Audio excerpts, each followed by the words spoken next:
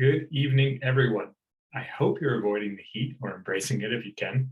I'm Norm, the publisher of Invisible Publishing. We're the proud home of Anna Quon. It's 3 novels, including the one we'll be discussing tonight, Where the Silver River Ends. Thank you for joining us for the next hour to discuss 2 incredible books. Just a note of housekeeping, automatic closed captioning is enabled, and both the chat and the Q&A are open. So please feel free to use all of those features. I'll be moderating the chat and vocalizing your questions during the Q&A portion, so don't be shy. Before I log off, I'd like to begin this talk with a land acknowledgement. While Anna is joining us from Dartmouth, Nova Scotia, and Dorothy from Burlington, Ontario, I'm coming to you from Toronto, situated on the traditional territory of many nations, including the Mississaugas of the Credit, the Anishinaabe, the Chippewa, the Haudenosaunee, and the Wendat peoples. It's now home to many diverse First Nations, Inuit, and Métis peoples. Toronto is covered by the Treaty 13 signed with the Mississaugas of the Credit and the Williams Treaty signed with multiple Mississaugas and Chippewa bands. Now, I'd like to introduce Dorothy before I disappear from your screens for a little bit. Dorothy Ellen Palmer is a multiply disabled senior writer, mom of 2, former English and drama teacher, improv coach, and union activist. Winner of the 2020 Helen Henderson Award for Disability Journalism, her fiction and nonfiction appear in literary and disability journals. Longlisted for the Relit Award, When Fenelon Falls, Coach House 2010 features a disabled teen in the Moonwalk Woodstock summer of 1969. Her adoption disability memoir, Falling for Myself, Woolsack and Wind 2019, was a finalist for the Hamilton Book Award. And Kerfuffle, the tale of an improv troupe making sense and nonsense of Toronto's G20 protests, hit the stage this spring with Renaissance Press. So now, without further ado, Dorothy. Hello, everyone, and thank you for that lovely introduction. And thank you to Invisible and Another Story. And the biggest thank you of all to Anna for asking me to share a discussion on her book. I'm honored and thrilled to do that. Anna Quon is a mad mixed race poet and novelist. She facilitates writing workshops, particularly for the mental health community.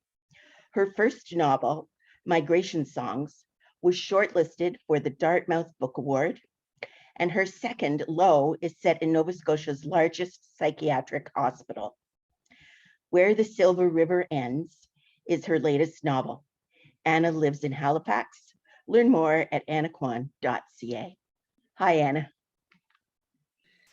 Hi, Dorothy. Thank you for that. I am so thrilled to be discussing this book. I think it's very aptly described as being about youthful hope and the magic of coincidence.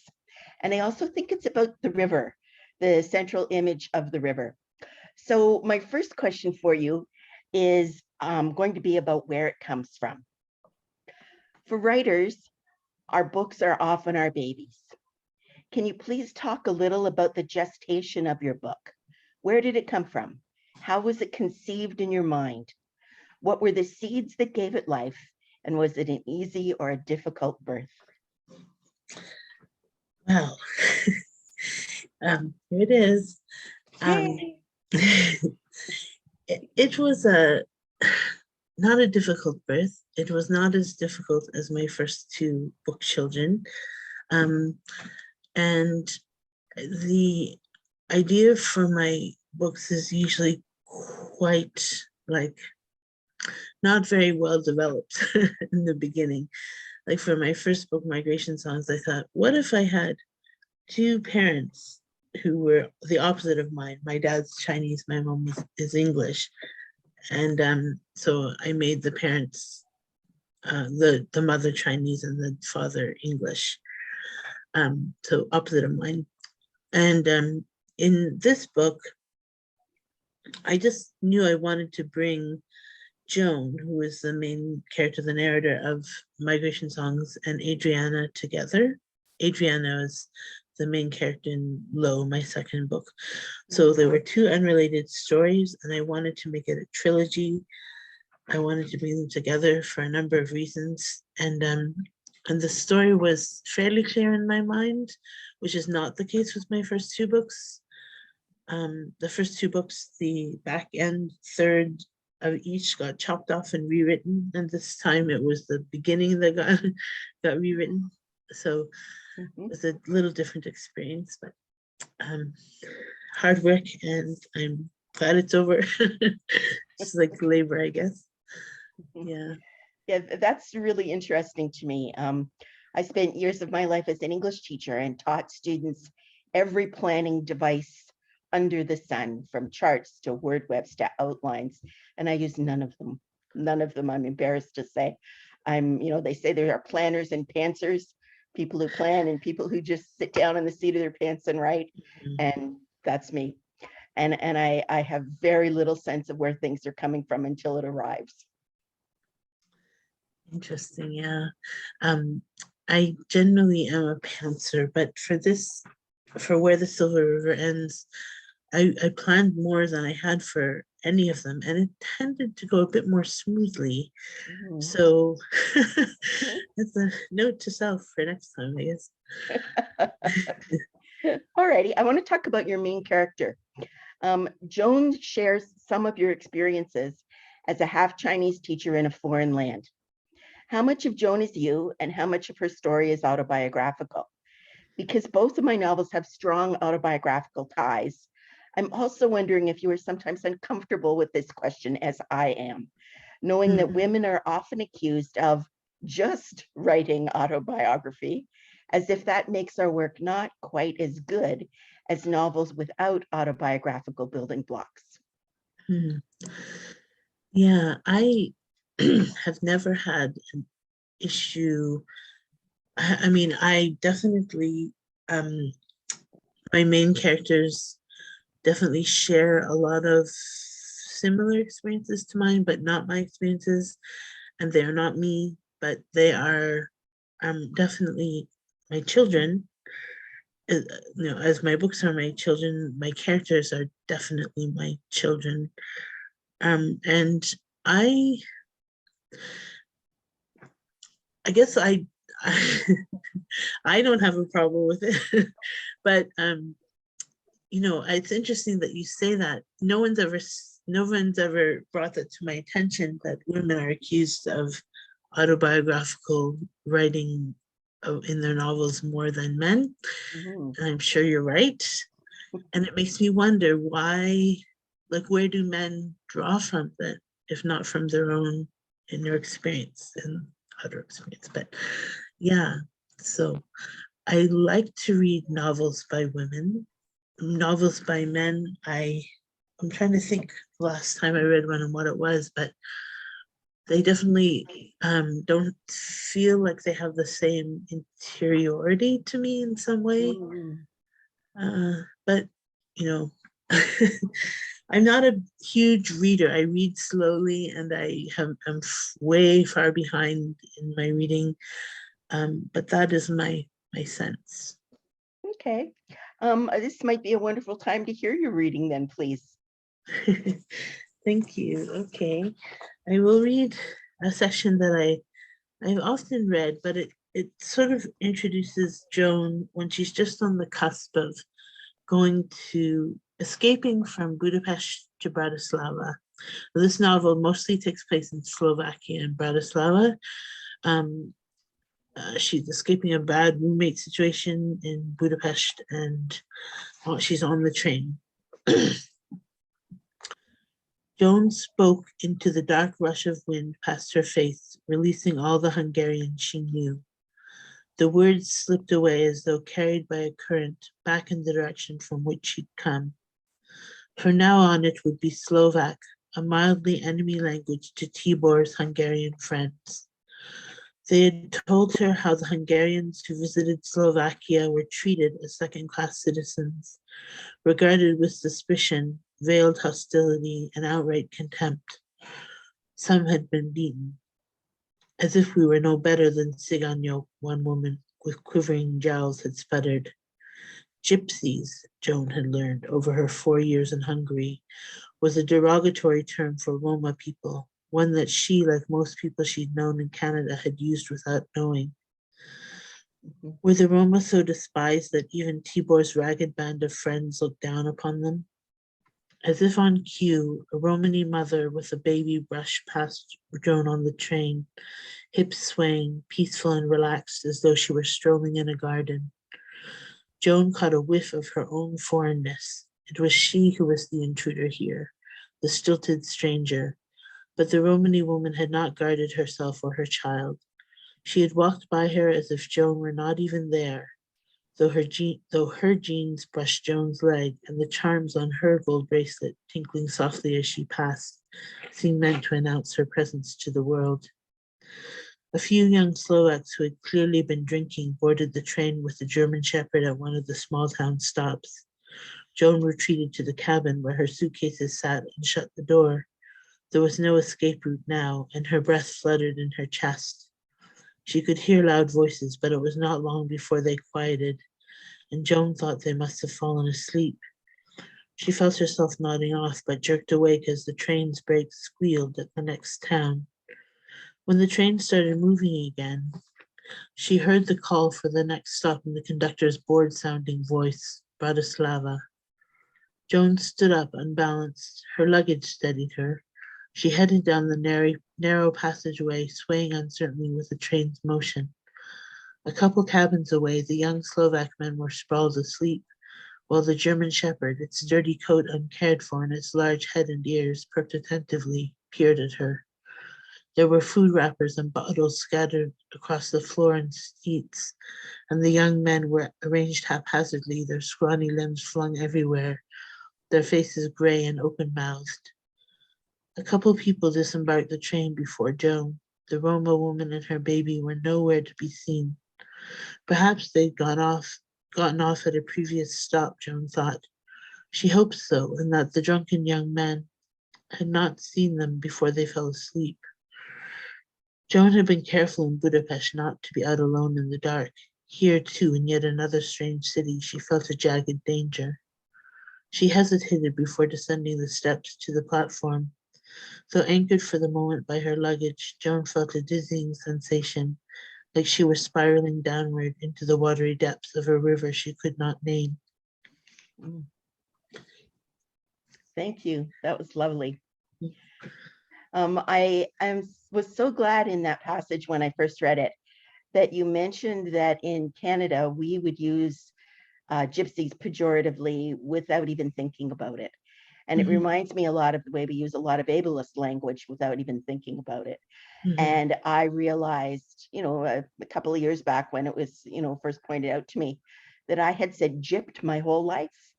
And it never once occurred to me that it had anything to do with gypsies. But of course, that's how colonialism works in controlling our language, isn't it? That it's largely invisible.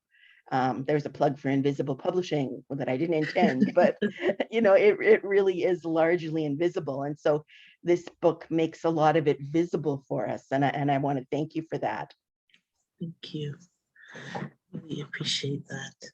You're right. I think, including writers, including me, who tries to be thoughtful and who reacts very strongly to some language, as I'm sure that you do too, Dorothy. I read some of your memoir, and I know there's certain words that trigger you.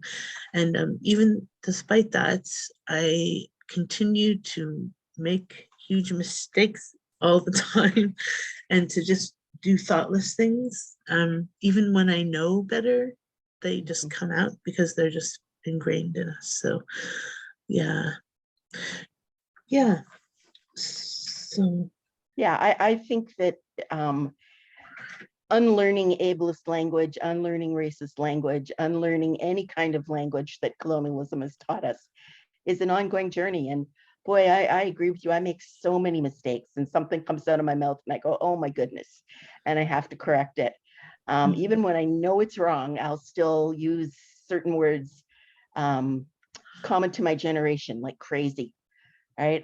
That word is a real hard one for me to get rid of, even though I desperately want to get rid of it. It's a struggle all the time. And I think all we can do is keep working on it.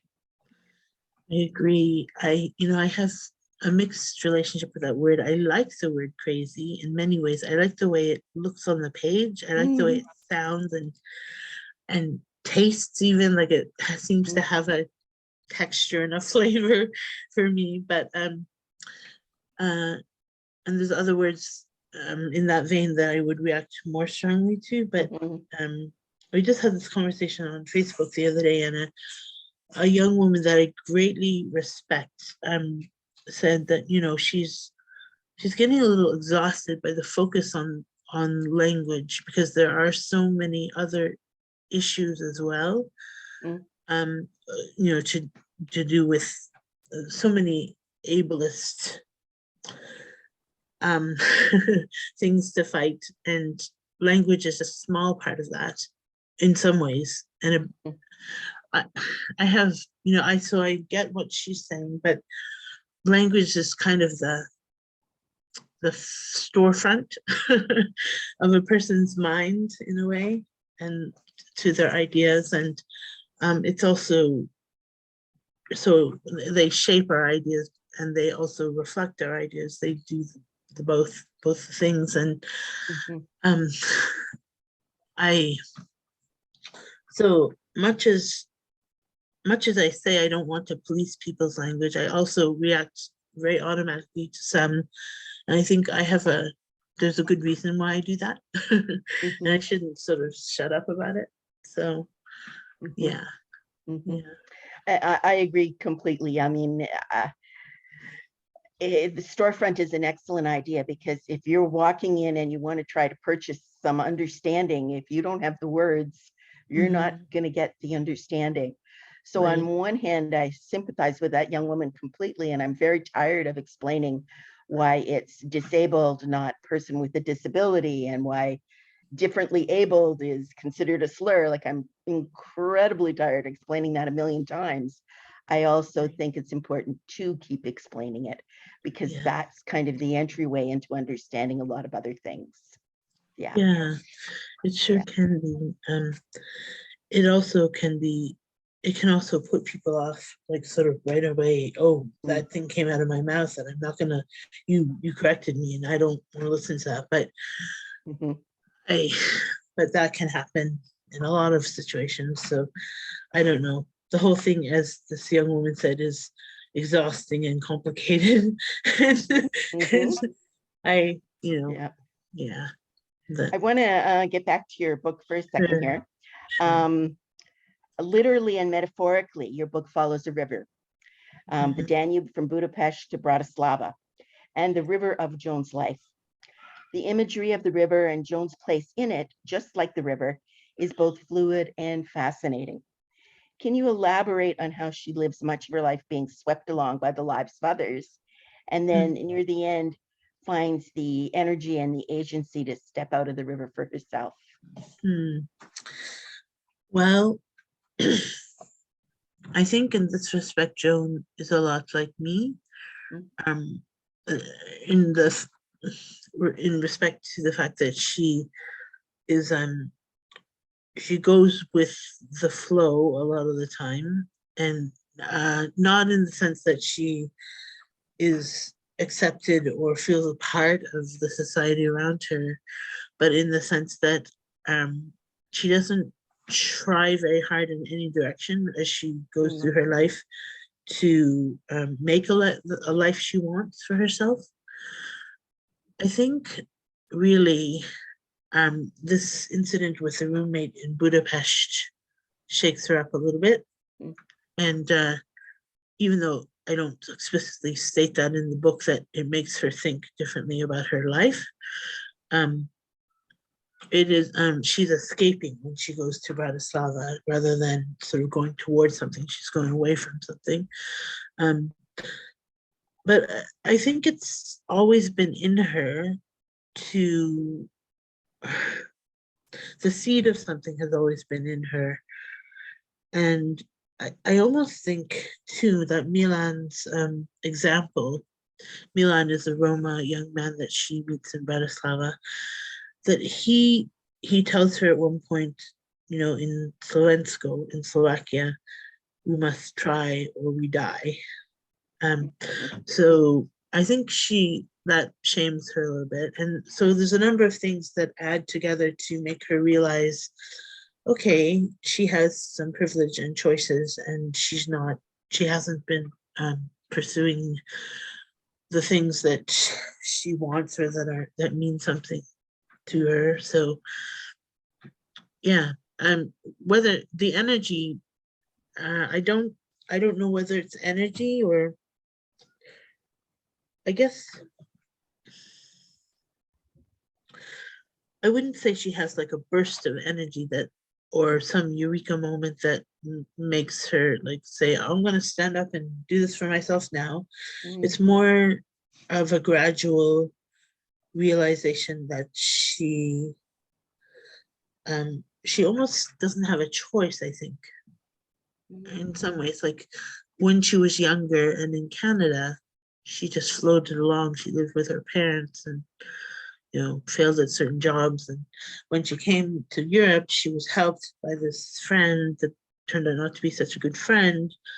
And then when she goes to Bratislava, she basically has a lot of help from Milan, but she realizes that she has some agency too, I think.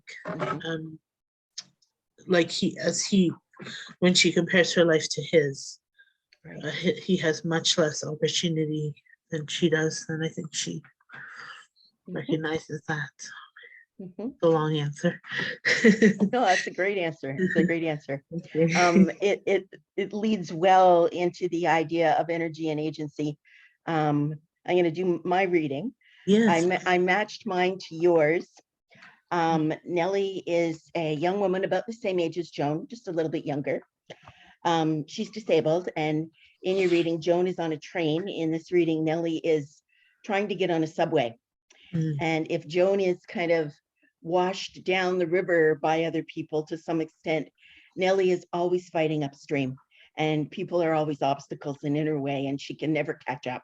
She can never join the stream, if you will. So I'm reading here from Kerfuffle, which just came out this spring with Renaissance Press. Nellie bangs token into box, hosts bump over turnstile, she's 9 months pregnant, and pushes fetuses first down steps, threading with ungainly bulk through the lithe stream of commuters swimming up from below. She knows what they're thinking, that the fat, sweaty salmon before them has long since spawned and has no business slowing their stream. A man with crooked glasses and eyes too close together runs the stairs 2 at a time, breaking her grip on the banister as he pushes by on the inside. When a crutch smacks Mr. Unibrow's shin, it is not accidentally on purpose. Fry you, fish face, that one she does say out loud. She feels the upward rush of hot air as the train arrives below. Damn, if she could run, she'd make it. Commuters run around her to do so. Taking the stairs faster than pain and good judgment allow, she reaches the platform. A crutch length away, the doors whiz shut. Of course they do. Time is a quantity that confers quality. It's a cruel irony for an improviser to be relegated to a life of bad timing, held out of sync, perpetually missing her offers, and forced to watch play advance without her in what is hard not to see as the normal, natural, and truly funny order of things. Nellie is bone tired of being left behind. As curmudgeonly crutch lady, she often blogged about all the Jack and Jill be nimble feet that endlessly beat her onto elevators, into movies, taxis, and the checkout at Walmart. But she hasn't blogged in months. She's given up on it. It changes nothing. It doesn't make her feel better. There is no healing for a body that never heals. There is only a growing belief that the very word healing is a snide insult, one designed to make her feel inferior, guilty, and ashamed for being unhealable. For all the days of her life, she will be forced to watch the exact spot where, in a parallel universe, the able-bodied normal Nellie belongs. Today, normal Nellie relaxes in a window seat of the departing train. A hot sax player labor lawyer openly admires her shapely legs. It makes our Nellie rabidly green. What does likable, lovable, pain-free, two-legged, two-parented, crutchless Nellie do with all the time she gets? She smiles. She flirts. She gets a real job. She keeps a boyfriend. She goes pee. When you limp to the beat of a slower truth, the parade always passes you by. When you're constantly forced to stop and smell the daisies, they stink. I think I'll leave it there. That's great. I wanted to hear that accent coming up. This, it's very rich what you read. Now, I also prepared some questions for Dorothy that weren't particularly they weren't as good as Dorothy's questions for me. but here we go. I guess I'll start maybe with the ones about what you just read.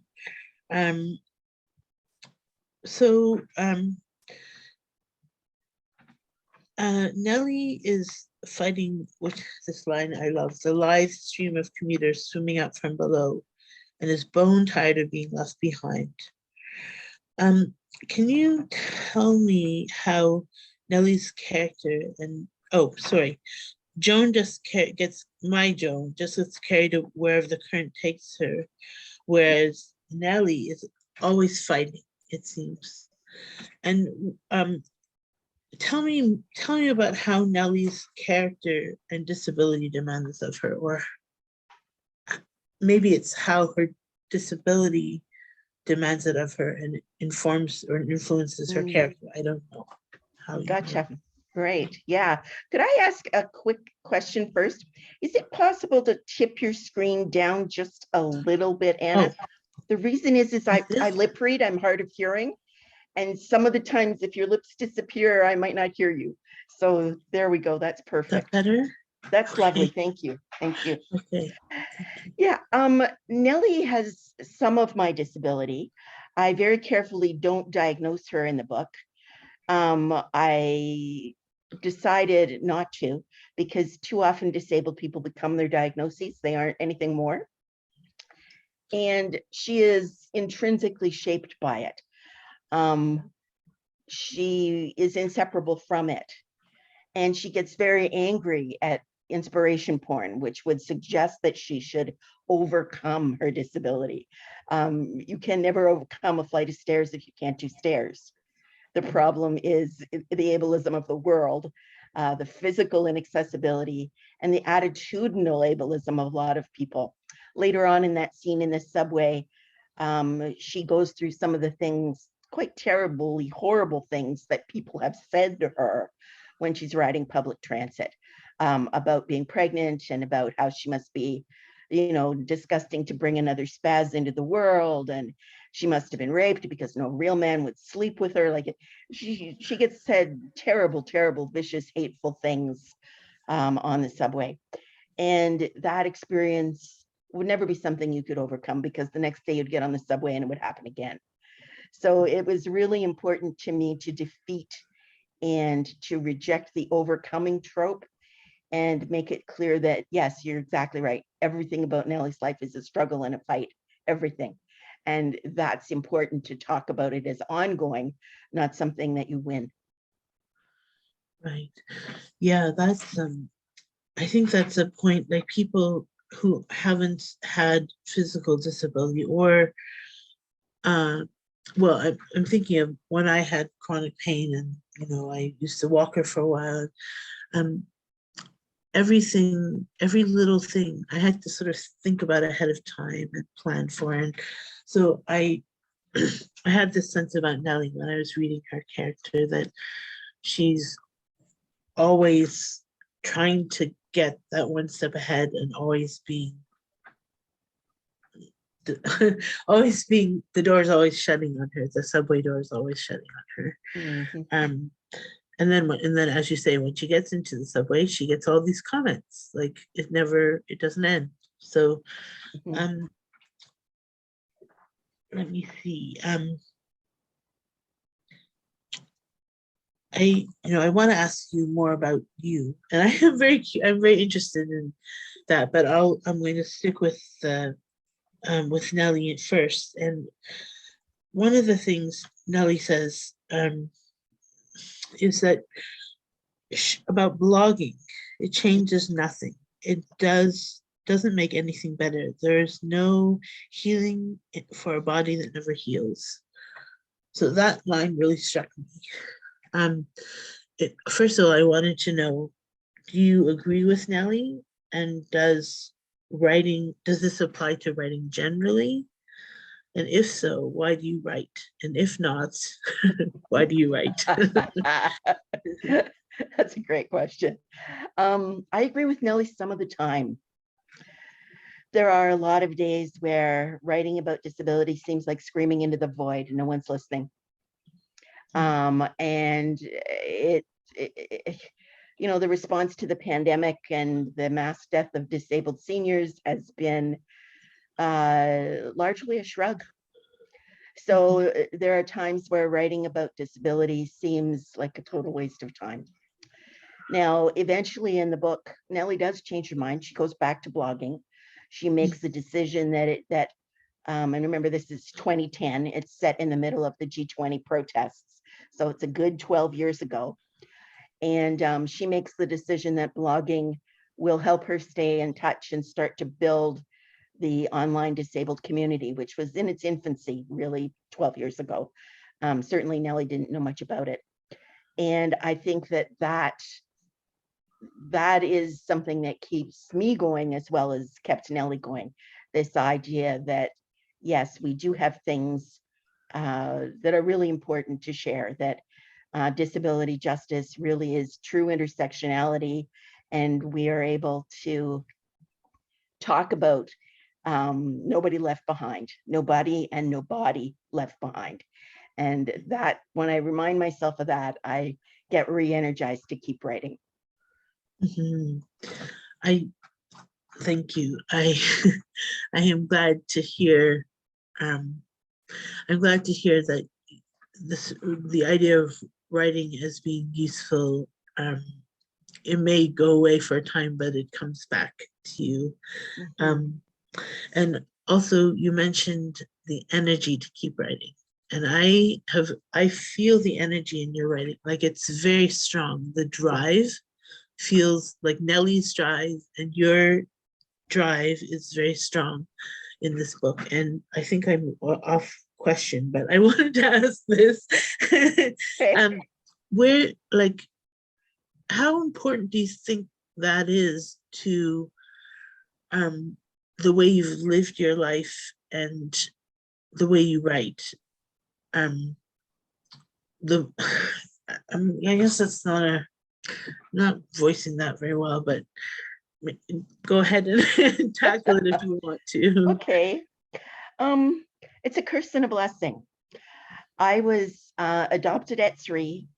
Before that, I had 6 different foster homes and 2 long stints in convalescent hospitals, during which I was sexually abused as an infant. And that made me really angry. I was angry for most of my life. And that anger came out in humor. And that anger came out in activism for everybody else but me.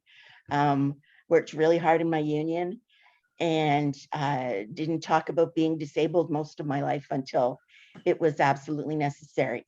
And then as the disability community talks about, I kind of came out of the disabled closet in my 50s and have spent the last sort of 17 years fighting about the ways in which disabled people are excluded and trying to get people to see that it is necessary to change that. That drive comes from that anger. I often wonder if I would have been a less angry person if I'd been raised by my genetic family, if I'd been adopted sooner, if I'd been adopted by parents who weren't so cold. I mean, there are all kinds of ifs and wonders that you're just never going to know. I think there comes a point in your life where you have to stop blaming all of those things and channel them and use them as energy as best you can. Right. Yeah, I am. and I feel the anger there for sure. And the humor, one of the questions I wanted to ask you about in relation to your memoir, but also to your novel, is how do you apply it, humor, and when do you avoid it when dealing with ableism in your life and your writing? That's such a good question. I had the honor and privilege for about 30 years of teaching improv classes to high school students. And I watched these 15-year-olds use humor to tackle some of the most difficult things that they were facing.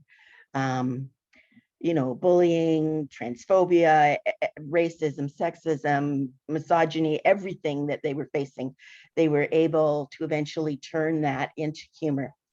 And I sometimes refer to humor as the gateway drug. And I first learned that myself watching Archie Bunker with my parents way back when, All in the Family. You may remember that. Some of the listeners may be too young, but Archie was a bigot and would raise these kinds of topics that were verboten otherwise. And when we turned the TV off after we'd laughed at Archie for half an hour, my parents and I would actually talk about things that we'd never talked about before. So I learned early on that humor can be used as a gateway to some really difficult topics. And sometimes it's a shield, sometimes it's an invitation, sometimes it's a breathing place to just kind of relax and enjoy. I think it has a lot of different functions at different times. That's a very good answer. I love humor. I love to laugh. And I sometimes think people think I'm always like trying to, just trying to have a good time. But I do see the sharp and incisive power of humor, and also the way it can bring people together. It can also make people feel apart if they are the target of that humor. And anyway, it's definitely interesting. I appreciated your humor, and I thought that it was all the things you said as well. Like you used it in different ways, various ways. One question I had related to your novel, it really is a small thing, but it kind of struck me. It's really interesting that Nellie's improv teachers named Ms. Palmer. And I kind of had to do a double take and think, oh, it's like Dorothy is looking in the mirror looking at herself looking at herself. In a way, you're sandwiched between two people looking at each other who are both you. And that's how I was thinking about it. But that is another question, I guess, about the autobiographical nature of your characters, whether I'm reading too much into that, or whether what would you like to say about that? Because you asked me about the autobiographical stuff. So yeah, that's a lovely image. I will carry that with me now. Thank you. Nellie's improv troupe, called Kerfuffle, attempts to create victimless humor where there isn't a victim. And it also attempts to do something really Brechtian and really, I think, transformative, in that the audience participates in the humor, as in they provide the first word, or they provide the prompt for the humor, and they are continually playing along in their heads. So it's breaking down that curtain that you see in real theater, because they'll see a scene and then they'll see a revision of a scene, and then it'll return to a scene and see it from a different angle. So the audience participant has to play along. And because I'd already broken that down, I thought it was really cool to use myself as a sort of role model for Nellie's improv teacher, as if I had been Nellie's and Sherm's and Connie's, three of the members of the troupe, all went to high school together, as if I had been their improv teacher.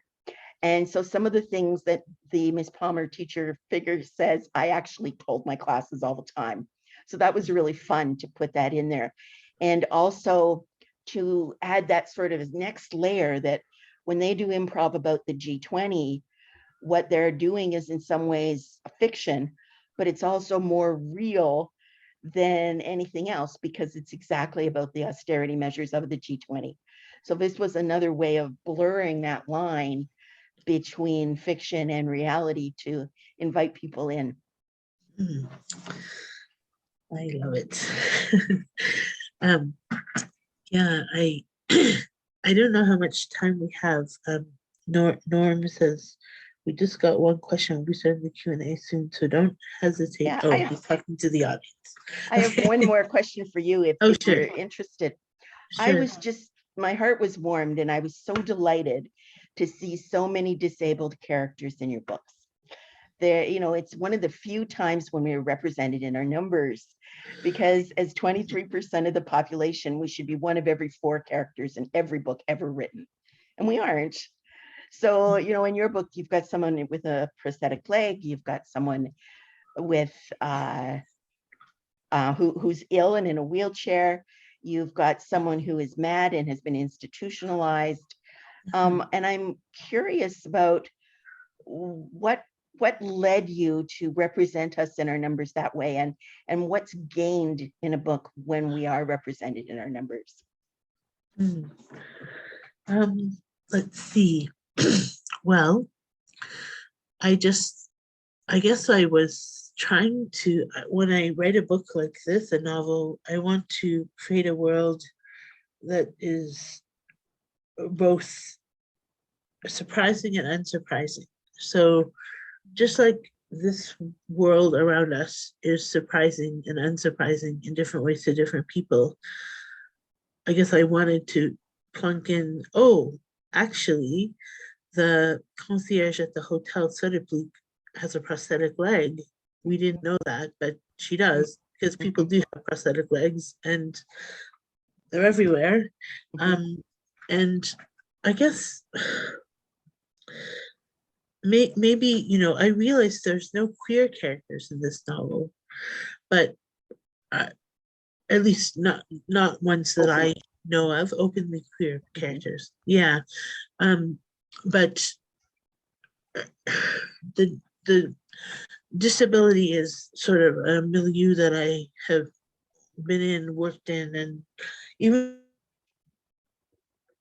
though I don't sort of closely connected as I once was to the whole disability community in some ways, I'm maybe more so in other ways up here.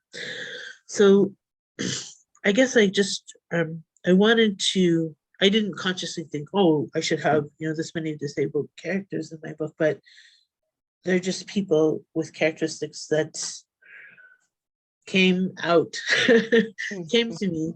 Just like, I mean, some people, it was a question I wanted to ask you too, Dorothy, and I don't know if there's time, but about how, you know, some people say characters write themselves, and whether that's good or whether that's a bad thing, whether it means that the author's unconscious biases come out and they make, you know, I don't know. But I'm glad those characters came out and they weren't just, you know, just people who weren't seen. Yeah. Yeah, I think it's a combination for me. I knew the troupe called Kerfuffle would have 5 characters. Don't ask me why I knew that. I just knew it. And I knew that they would be highly diverse. Connie Forgione is a young Italian woman who is struggling, wanting to come out of the closet and afraid to tell her very traditional Italian Catholic family. Sherman Silverstein, I didn't know he stuttered until well into the 3rd or 4th draft of the book. And eventually his stutter became a central part of his character and his hesitation and his paralysis, his inability. He's a classic liberal. He can't move forward. Calvert is a young man who came with his family from Haiti when he was about 10 years old. His family is based on a family of students from Haiti that I taught. And he's recently lost his brother, who was the 6th member of the improv troupe in the earthquake in Haiti, which happened in February of 2010. And of course, the G20 happened in June. Andy is the youngest member of the troupe. He's the replacement for Cal's brother. And he's kind of like my Scottish alter ego. He's got these red curls that I used to have and freckles that I still have, and is kind of the jovial, silly boy of the group. And sometimes very wise, though, wise beyond his age. His mother has Alzheimer's, and he's her sole caregiver. That's a real struggle for him. And the last but never least is Nellie, and she has some of my disabilities. She's also grieving. Her parents died recently in a car crash, and she's 9 months pregnant. And one of the members of the troupe is the baby daddy, and none of them are owning up to it. So that's sort of the subplot. Did I know all that when I started out? No, it kind of developed as it went on, and I would think about the characters. If this much makes it into the book, what I know about the characters beyond that is enormous.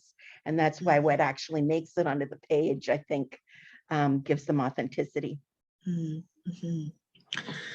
Yeah, that's so interesting. And to me, that you have these characters that are like all over the map, and yet, but they didn't, in some ways they wrote themselves for you, or like you weren't sort of saying, okay, I'm gonna, and I think for me, the characters that have disabilities in my book, also, I don't usually say, I didn't say, oh, Misha has this diagnosis, and just as you didn't in your book with Nellie and her son, who has could be on the autism spectrum. I didn't say that in the book, but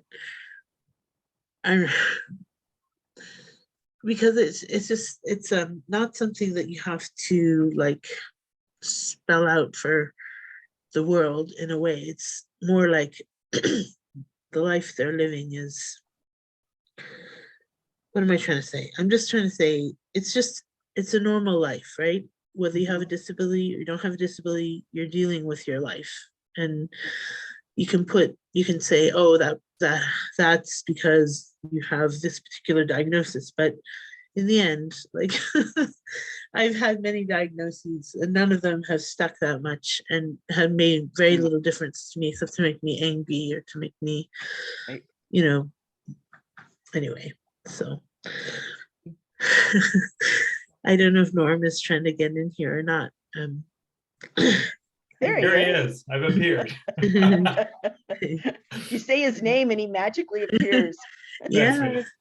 Well, we only have one question, but I want to thank you both for the absolutely lovely discussion. I hope that everybody on the call today and also who will be watching this later buy both of your books, all of your books. You both have 3 books plus. I know, Anna, you have. Dorothy has more. Oh, no. I think Dorothy has more.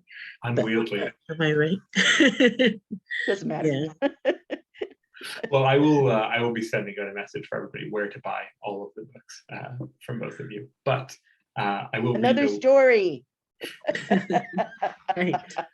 They're actually the home of Invisible Publishing going forward. We are sharing warehouse space for them, so they will be a kind of hub of Invisible Books in Toronto. So everybody should support Another Story, regardless. But I will read out the one question. It is a classic question. I'm always glad to see this one in the Q&A. And it's technically for Anna, but I'm going to extend it to you as well, Dorothy. So Jenny said pretty early on in the event, Anna, you said you were a slow reader. What are you slowly reading now? It's a nice way to phrase it. That's lovely. I bought a book called Doing Time, which is by Carol Langell, who is Carol Glasser Langell, who is a poet and short story writer, and now she's written this nonfiction book, Doing Time, about her experience leading writing groups and workshops in prison. And so I started it, and I really enjoy it, but I'm since I was 16 and became very depressed, I've found it very hard to read, which I think, is a great loss. But anyway, that's what I'm reading. One of the things. Another thing I'm slowly reading is a book of poetry by Charlie Petch. I haven't quite finished it, but Charlie Petch won the Relit Award for his book this year. Why I Was Late, I think it's called. I can't see it, so out of sight, out of mind.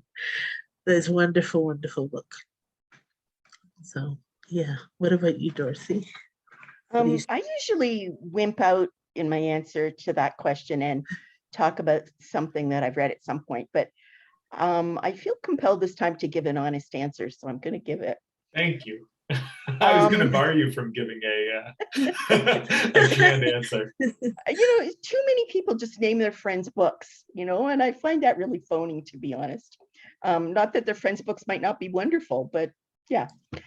In the middle of the pandemic, it is extremely difficult for me to read a lot. It's also financially very difficult for me to read. I eat twice a day. Most disabled people live on the poverty line. I live just below it. So I haven't bought a book in years. And my ancient Kindle is not Wi-Fi connected. So it's not like I can link it to a library. So what I'm reading these days are things free on Kindle, which is every murder mystery ever set in Scotland in the history of the world. That's what I've been reading. Love that. Wonderful. You should send a message to Whodunit Books in Winnipeg, and they can probably give you just a few more of those locales as well. Mm-hmm. Well, if I can chip in my own answer, I know that nobody signed up to hear me be part of the discussion, but I just started last night Noor Naga's what is the book called? It's so good. If an Egyptian Cannot Speak English, from Grey Wolf Press. It is one of the most impressive debut novels I've read in a very long time. So very happy about that. And we have a second question that popped up in the Q&A. This is from Peggy. I believe it's pronounced Peggy. I appreciate this amazing conversation so much. In a world of ableism, both of you are challenging the stereotypes. How can a person recently out of the closet break down these barriers as well? In your own way, in your own time, at your own speed, I guess would be my answer. That it's a very large and sometimes cruel ableist world out there, particularly right now with the rise of eugenics, with the rise of MAID, with, Doug Ford is about to be reelected here and give all his buddies more money to set up more long-term care homes that will kill more disabled seniors. So there's an awful lot to fight. So pick your battles, conserve your energy, do what works for you. Ditto. I think I would say the same thing. I just, it's so important to take care of yourself in whatever ways you can and have to. And you can't, I don't think anyone can be always fighting with their full armor on and charging out there, and you have to take a break and rest and recoup. And if I had my druthers, I would rest and recoup for the rest of my life. But I also find for me, it's usually small things. I'm not a big fighter, but I wouldn't say I'm a warrior of any kind, but I get sort of niggled at and then it niggles at me and niggles at me and niggles at me. And then it comes out on Facebook as some snarky thing. And so anyway, I think what Dorothy said is great. Thank you. And with that, I think we have an event. Thank you both so much. Thank you to the audience for watching. Tell your friends about Anna and Dorothy's books. And thank you, Anna. That was lovely. I appreciated doing this with you. Me too. Thank you. Thank you, everybody. Have a lovely night. Bye-bye. Good night. Bye-bye.